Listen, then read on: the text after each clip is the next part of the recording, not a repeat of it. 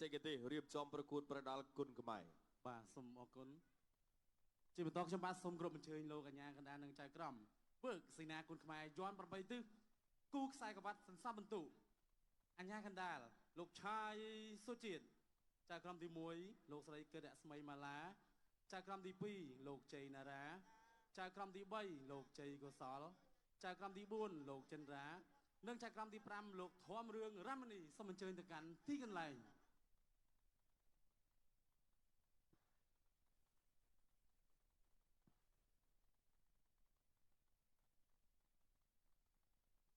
បាទជើងនេះជាវត្តមានបាទលោកកញ្ញាកដាលដែលជាអ្នកគ្រប់គ្រងការប្រកួតបាទនឹងលោកចៅក្រមទាំង5រូបដាក់បន្ទូលជូនគូប្រកួតមិត្តភាពបាទទី3ខ្ញុំបាទក៏សូមគោរពអញ្ជើញវត្តមានកីឡាករមកពីក្លឹបសុភាពគុណខ្មែរនៃសមាគមកីឡាផ្ដាល់កងយុទ្ធពលខេមរៈប៊ូមិនលោកស្រីនាងកញ្ញាជាមន្ត្រីស្វាគមន៍វត្តមានកីឡាករបង្គោលក្រហមសុភាពរំលី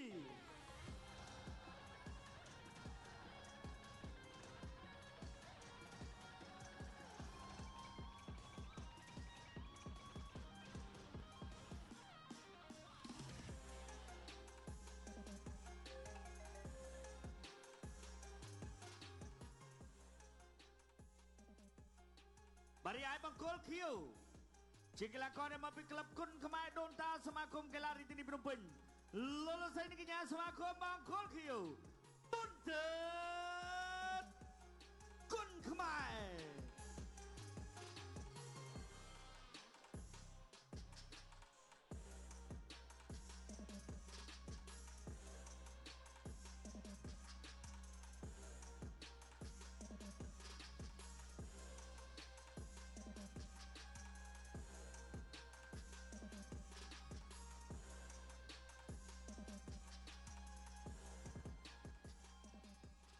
បាទអញ្ចឹងឥឡូវនេះអ្នកទាំងពីរបានបង្ហាញខ្លួននៅលើសង្វៀនបាទជាបន្តទៀតហើយបាទសម្រាប់ការប្រកួតនេះបញ្ជាក់ជូនដល់ទស្សនិកជនដែរបាទគូនេះតាមពិតជាគូប្រកួតសំបន្ទុកខ្សែក្រវ៉ាត់ដែរបាទតែឥឡូវនេះគឺคล้ายទៅជាគូមិត្តភាពហើយបាទព្រោះដោយសារតែបង្គោលខៀវបុនទិតគុណខ្មែរធ្វើទម្ងន់អត់បានបាទអញ្ចឹងហើយគឺឥឡូវនេះគឺការប្រកួតជាការប្រកួតមិត្តភាពបាទ3ពិន្ទុបានទៅលើមិត្តរំលីបាត់ទៅហើយបាទអញ្ចឹងបញ្ជាក់ដែរការប្រកួតទៅដើមខ្សែក្រវ៉ាត់បាទអ្នកបាទឈ្នះ3ចាញ់1អវត្តមាន0បាទអញ្ចឹងធ្វើកលោអត់បាន0ដូចគ្នាបាទគឺតែគ្រាន់តែបាទគេថាអាចប្រកួតមិត្តភាពបានសម្រាប់ការប្រកួតបាទជាមួយនឹងបាទមិត្តរំលីសុភាពរំលីបាទទៅមិត្តរំលីបាទសុភាពរំលីអរគុណប្រកួតទៀតបន្តជូនដល់លោកអញ្ញាកណ្ដាលដែលជាអ្នកគ្រប់គ្រងការប្រកួតលោកឆៃសុជាតិ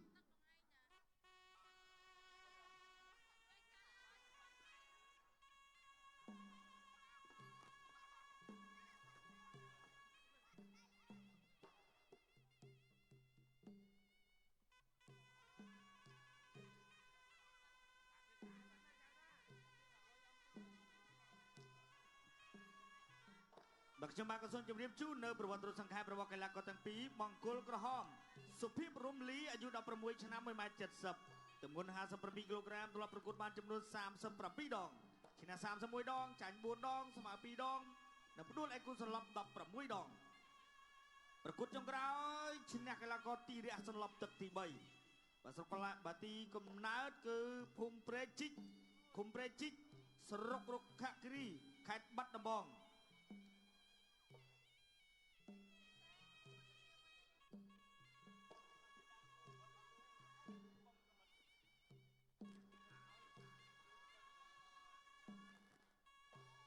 បាទតាមពិតទៅនៅក្លឹបនេះគឺ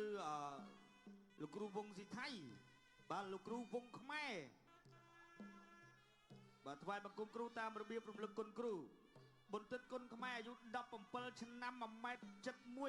បាទទម្ងន់ដូចគ្នាវាយបាន42ដងឈ្នះ30ចាញ់8ស្មើ4ផ្ដួល15ប្រកួតចុងក្រោយចាញ់កីឡាករសុផាត់បេសាសន្លប់ទឹកទី3បាទស្រុកកំណើតភូមិកេះឃុំឈើមានស្រុកព្រៃឈរខេត្តកំពង់ចាមវឹកហាត់នៅក្នុងក្លឹបគុណខ្មែរដូនតាគ្រូបង្វឹកគឺលោកគ្រូខឹមសុជាតិថ្វាយបង្គំគ្រូឥន្ទ្រីសម្ដែងរិទ្ធ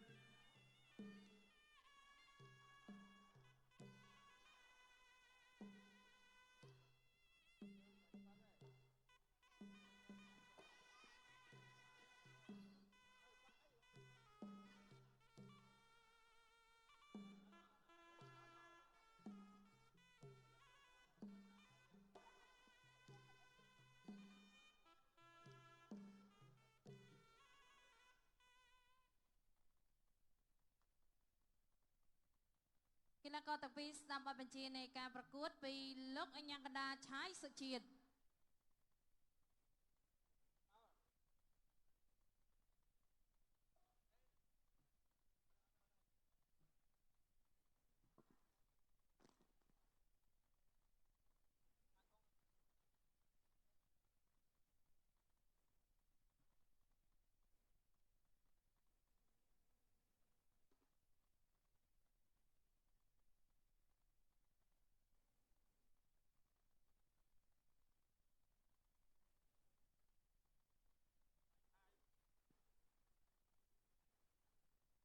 ចក្រម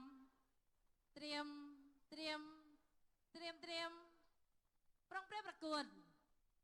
វឹកសេនាគុនខ្មែរយន់8ទិសគូពិសេសទី3ទឹកទី1 បាទទឹកទី1គូពិសេសទី3 57គីឡូក្រាមបាទលោកឆាយសុជាតិអញ្ញាកណ្ដាលបាទលោកអញ្ញាកណ្ដាលនេះក៏បានអ្នកវិនិយោគទុនជាមួយគុនខ្មែរដែរបាទគឺមានរិញមានសម្ភារៈបាទកីឡាហ្នឹងគឺគាត់មានបាទអញ្ចឹងបងប្អូនបាទអ្នកមកជើងពេញបឹបរបស់រំលីបាទ57បាទប៉ិនគ្នាកម្ពស់ប៉ិនគ្នាមួយធំលើមួយធំក្រោមអូយមួយជើងរបស់បុនចិត្តឆ្ងាញ់ដូចភេសជ្ជៈបើកម្លាំងវើកបាទរំលីធ្វើតែមិនដឹងអានឹងបានគេហៅកីឡាករហាត់ដល់ទាត់មួយជើងវិញកាប់ជើងក្រោមកាប់អូយបងប្អូនបាននៅចិត្តសង្វៀនបានលន់បាទលន់ដល់អាពេលយើងមកពីធ្វើការហត់ឲ្យគាស់ភេសជ្ជៈវើកមកកំពុងផាច់ដាក់មកមានកម្លាំងព្រឹស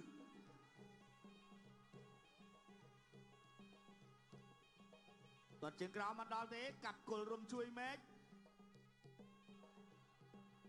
អត់ចេញអាវុធរួចកាប់ខាងលើកាប់ត្លាច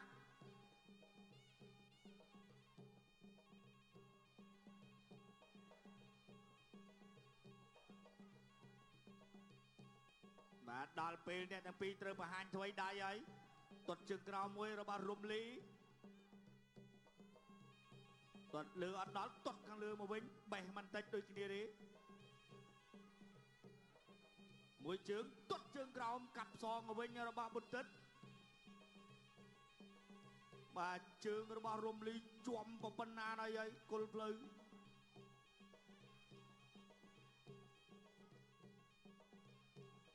រំលីកិលចុះវាយចូលបាត់ដៃពេញសអិនជិតដើរចូលទៀតហើយរំលីកាប់ត្លាចឆក់ដៃមួយទៀតអត់ចេញទាត់ខាងលើអត់ចូលបាទលោកគ្រូរក្សាមិនទាន់មានបញ្ជាអីធំដុំទេបាទចាក់ជង្គង់របស់រំលីជង្គង់រំលីចាក់សោពីបន្តិច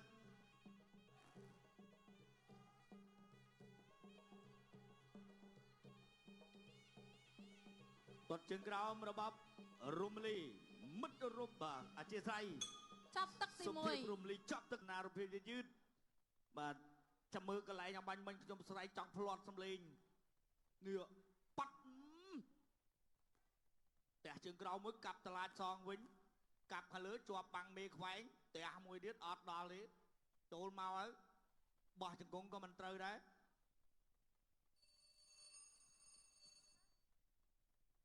ណែទឹកចង្ក្រៅវឹកសេនាគុនខ្មែរយន់8ទិសគូពិសេសទី3ទឹកទី2បាទគូពិសេសទី3ចូលដល់ទឹកទី2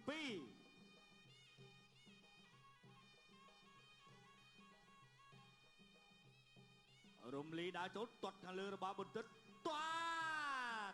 បាទរំលីដើរចូលទៀតបាទរំលីដាក់សម្ពាធទៅលើបន្តិចតែបន្តិចអត់អីទេទាត់មួយជើងរបស់រំលីជាប់បាំង ជាប់រនាំងការពារទាត់មួយជើងចូលវិញទាត់ជើងក្រោមកាប់គល់រំជួយមេឃ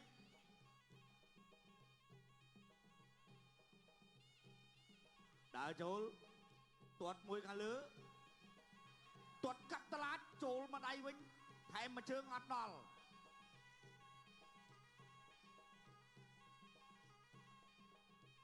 មួយជើងរបស់បន្ទិតទាត់ជើងក្រោមបន្ទិតកាប់តឡាចកែងមួយរបស់រំលី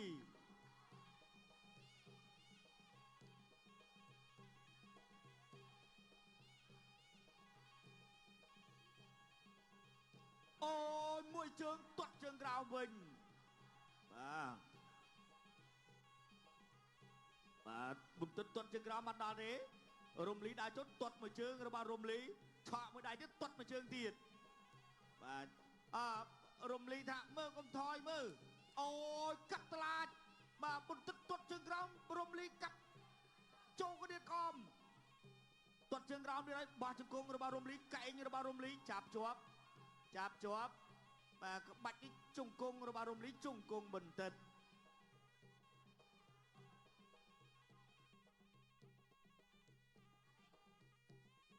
មួយជើងជង្គង់រំលីជង្គង់បន្ទិតចាប់កាច់មកចាក់សោពីបន្ទិតជង្គង់រំលីលោកអាញាកដាលបំបីចេញសិនទាត់ជើងក្រោមមួយដៃរបស់រំលីទាត់ជើងក្រោមធាក់មួយចូលដៃកែងរបស់រំលីបាទទាត់ជើងក្រោមសងវិញកន្លែងហ្នឹងបន្ទិតទាត់រំលីកន្លែងហ្នឹងឡើងជាប់មកហើយបាទអូយផុតបាត់មួយជើងដើរចូលបោះជង្គង់របស់រំលីមួយជើងរបស់បន្ទិតចូលដៃមួយពីកែងទៅបាត់ហើយ1 2 3 4